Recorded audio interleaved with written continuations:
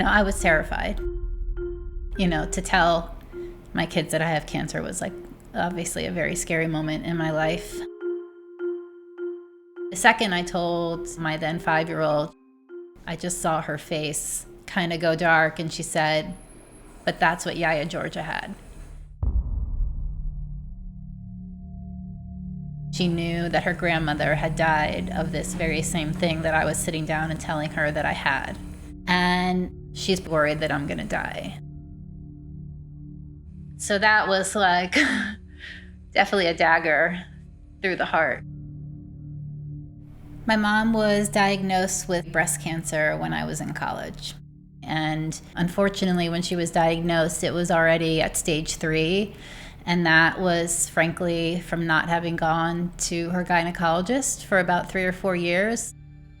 So had she been more on top of her healthcare and her doctor's appointments, it probably could have been caught sooner, prevented, and had a different outcome. And, it's hard for me to even say it, but there was this feeling when I was diagnosed that I'm just like her. In the same way that someone looks at me and says, "Oh, you have her smile, you have her laugh." It's like, you have her cancer.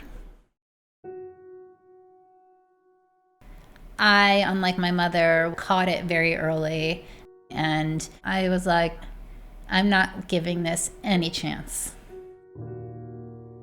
I decided to do a double mastectomy a month later, and I am in recovery. My daughters are now 5 and 8 years old, so they're very knowledgeable about the disease. And I think when the time is right, I want to talk to them about, all the preventative care, and that they need to be more on top of it than some of their friends because there is a family history. But I'm not quite ready to put that burden on their shoulders yet.